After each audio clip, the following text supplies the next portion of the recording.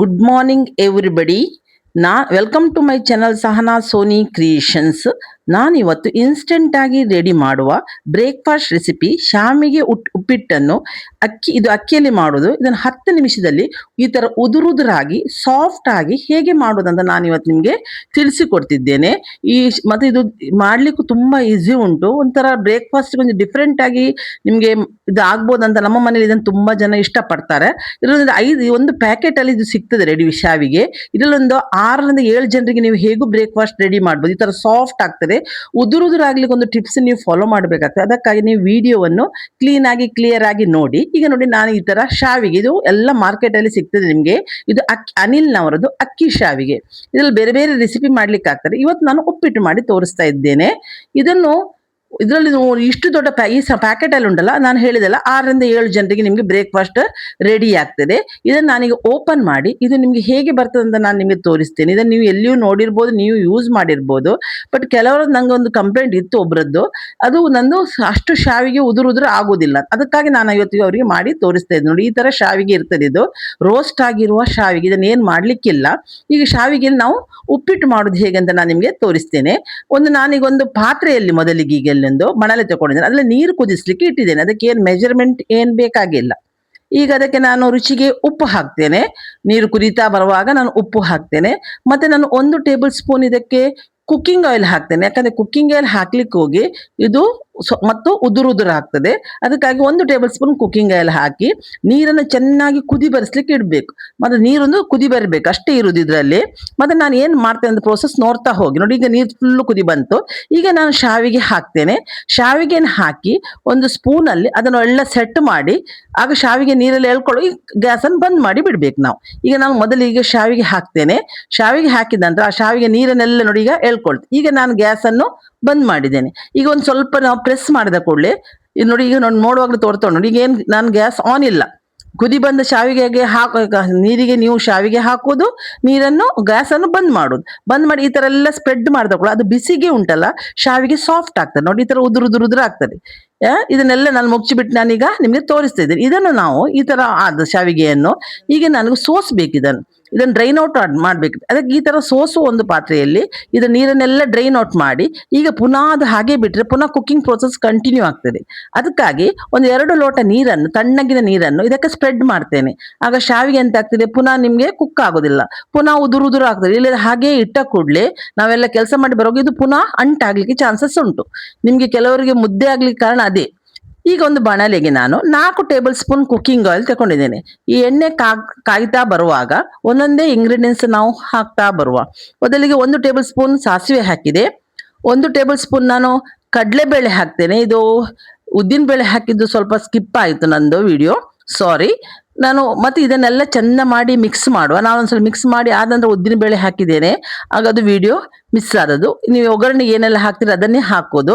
ಇಲ್ಲಿ ಸಾಸಿವೆ ಸಿಡಿಲಿಕ್ಕೆ ಸ್ಟಾರ್ಟ್ ಆದ ಕೂಡಲೇ ಒಂದೊಂದು ಇಂಗ್ರೀಡಿಯೆಂಟ್ಸ್ ಹಾಕುವ.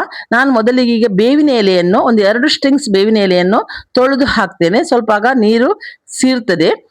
ಹಾಕಿದ ನಂತರ 4 ಹಸಿಮೆಣಸನ್ನು ಸ್ಪ್ಲಿಟ್ ಮಾಡಿ ಹಾಕಿದ್ದೇನೆ. ಮತ್ತೆ 2 ಆನಿಯನ್ ಅನ್ನು ಉದ್ದಕ್ಕೆ ಹೆಚ್ಚಿಬಿಟ್ಟು ಹಾಕಿದ್ದೇನೆ. ಆನಿಯನ್ ಏನು ಬ್ರೌನ್ ಆಗುವ ನೆಸೆಸಿಟಿ ಏನು ಇಲ್ಲ, ಅಗತ್ಯವಿಲ್ಲ. ಈಗ ನಾನು ಒಂದು ಸ್ವಲ್ಪ ಇದನ್ನು ಚಂದ ಮಾಡಿ 1 ನಿಮಿಷ ಫ್ರೈ ಮಾಡು ಆನಿಯನ್. ಹಾಗಾದ್ರೆ ಹಸಿ ವಾಸನೆ ಎಲ್ಲ ಹೋಗಿ ಆನಿಯನ್ ಪಿಂಕ್ ಕಲರ್ಗೆ ಬಂದು ಸಾಫ್ಟ್ ಆಗ್ತದೆ. ಅಷ್ಟಾದ್ರೆ ಸಾಕು. ಮತ್ತೆ ಅದು ನಾವು ವೆಜಿಟೇಬಲ್ಸ್ ಹಾಕುವಾಗ ಆನಿಯನ್ ಅಲ್ಲಿಯೇ ಬೇಯ್ತದೆ ಹೆಚ್ಚು. ಮತ್ತೆ ನಮಗೆ ತಿನ್ನುವಾಗ ಸ್ವಲ್ಪ ಕ್ರಂಚಿ ಆಗಿದ್ರೆ ಒಳ್ಳೇದಾಗ್ತದೆ. ನೋಡಿ, ಆನಿಯನ್ ಸಾಫ್ಟ್ ಆಯ್ತು. ನಾನು ಕ್ಯಾರೆಟ್ ಅನ್ನು ಸಣ್ಣಕ್ಕೆ ಹೆಚ್ಚಿ ತಂದಿದ್ದೇನೆ, ಅದನ್ನು ಇದಕ್ಕೆ ಹಾಕಿದೆ. 10 ಬೀನ್ಸ್ ಅನ್ನು ಕಟ್ ಮಾಡಿ ತಂದಿದ್ದೇನೆ ಸಣ್ಣಕ್ಕೆ ಹೆಚ್ಚಿ, ಅದನ್ನು ಹಾಕಿದೆ. ಈಗ ಒಂದು ಕ್ಯಾಪ್ಸಿಕಾನ್ ಹಾಕಿದೆ. ಈಗ ಬೇಕಿದ್ರೆ ಬಟಾಣಿ ಇದ್ರೆ, ಹಸಿ ಬಟಾಣಿ ಇದ್ರೆ ಅದನ್ನು ಹಾಕ್ಬೋದು. ನನ್ನ ಹತ್ರ ಖಾಲಿಯಾಗಿತ್ತು, ನಾನು ಹಾಕ್ಲಿಲ್ಲ. ವೆಜಿಟೇಬಲ್ ನಿಮ್ಗೆ ಯಾವುದು ಉಂಟು ಅದನ್ನು ನೀವು ಆಪ್ಷನ್ ಆಗಿ ತಗೊಂಡು ಹಾಕ್ಬೋದು. ಮತ್ತೆ ಇದರಲ್ಲಿ ಉಂಟಲ್ಲ ಗೇರು ಬೀಜವೂ ಹಾಕ್ಬೋದು.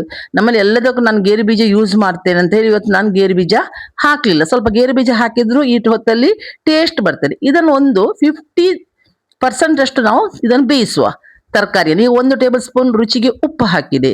ಶಾವಿಗೆಗೆ ಆಗ ಉಪ್ಪು ಹಾಕಿದ್ದೇನೆ. ಈಗ ತರಕಾರಿ ಬೇಯಲಿಕ್ಕೆ ಉಪ್ಪು ಬೇಕಲ್ಲ, ಅದಕ್ಕೀಗ ಉಪ್ಪು ಹಾಕಿ ಚಂದ ಮಾಡಿ ಮುಚ್ಚಿಬಿಟ್ಟು 1ರಿಂದ 2 ನಿಮಿಷ ಈ ತರಕಾರಿ ಬೇಯಲಿಕ್ಕೆ 50% ಬೇಯಲಿಕ್ಕೆ ನಾವು ಇದನ್ನು ಬಿಡುವ. ಆಗ ಅದು ತರಕಾರಿಯೂ ಬೇಯ್ತದೆ, ಆನಿಯನ್ ಸಾಫ್ಟ್ ಆಗ್ತದೆ. ಈಗ ನಾನು ರುಚಿಗೆ 1/2 ಟೇಬಲ್ ಸ್ಪೂನ್ ಚಿಲ್ಲಿ ಪೌಡರ್, ಒಂದು 1/4 ಟೇಬಲ್ ಸ್ಪೂನ್ನಷ್ಟು ನಾನು ಟರ್ಮರಿಕ್ ಪೌಡರ್ ಹಾಕಿದೆ, ಹಳದಿ ಪುಡಿ ಹಾಕಿದೆ. ಈಗ ಮಸಾಲೆ ಎಲ್ಲ ಹಾಕುವ.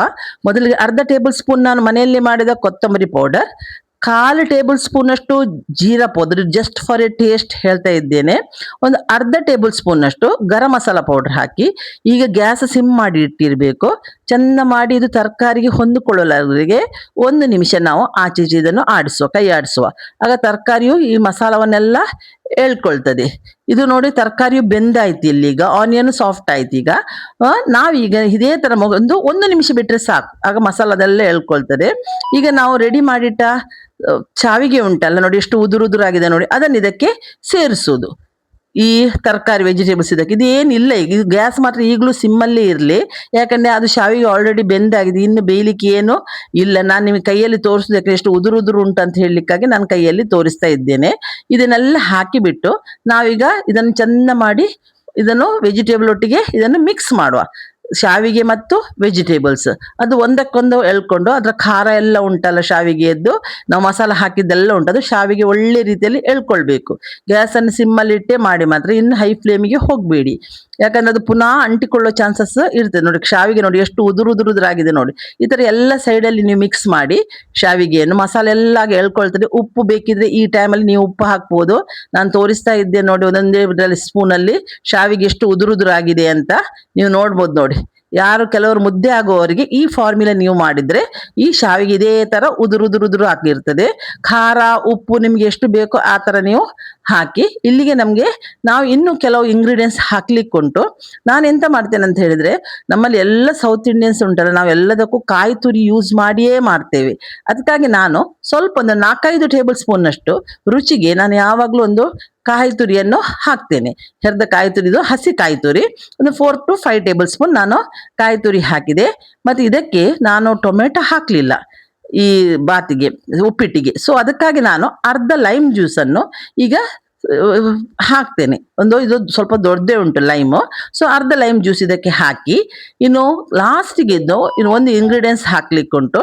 ಕೊತ್ತಂಬರಿ ಸೊಪ್ಪನ್ನು ಹಾಕಿದನ್ನು ಮಿಕ್ಸ್ ಮಾಡಿದ್ರೆ ನಮ್ದು ಈಗ ಶಾವಿಗೆ ಉಪ್ಪಿಟ್ಟು ರೆಡಿ ಆಗ್ತದೆ ನೋಡಿ. ದಿಢೀರನೆ ಬ್ರೇಕ್ಫಾಸ್ಟ್ಗೆ ಒಂದು ಚೇಂಜಿಗಾಗಿ ನಾವು ಈ ತರ ಉಪ್ಪಿಟ್ಟು ಮಾಡ್ಬೋದು. ನಮ್ಮಲ್ಲಿ ಇಡೀ ದಿವಸ ಇಡ್ಲಿ ದೋಸೆ ತಿಂದು ಕೆಲವು ಸಲ ಬೋರ್ ಆಗ್ತದೆ, ನಮ್ಮಲ್ಲಿಯೂ ಹೇಳ್ತಾರೆ. ಆ ಟೈಮಲ್ಲಿ ನಾನು ಈ ತರ ಎಲ್ಲ ಉಪ್ಪಿಟ್ಟು ಮಾಡ್ತೇನೆ. ಸೊ ನಿಮ್ಮ ಮಕ್ಕಳಿಗೆ ಇದು ಟಿಫಿನ್ ಬಾಕ್ಸಿಗೂ ಹಾಕಿ ಕೊಡ್ಬೋದು. ನಿಮ್ಗೆ ಇದೊಂದು ಯೂಸ್ಫುಲ್ ಬ್ರೇಕ್ಫಾಸ್ಟ್ ಆಗ್ಬೋದು ಅಂತ ನಾನು ಇವತ್ತು ಶೇರ್ ಮಾಡಿದ್ದೇನೆ. ಈ ರೆಸಿಪಿ ಇಷ್ಟ ಆದರೆ ಇದಕ್ಕೊಂದು ಲೈಕ್ ಕೊಡಿ, ಸಬ್ಸ್ಕ್ರೈಬ್ ಆಗೋದ್ರು ಸಬ್ಸ್ಕ್ರೈಬ್ ಆಗಿ ನೋಡಿ, ನನಗೆ ಸಪೋರ್ಟ್ ಮಾಡಿ. ನಾನು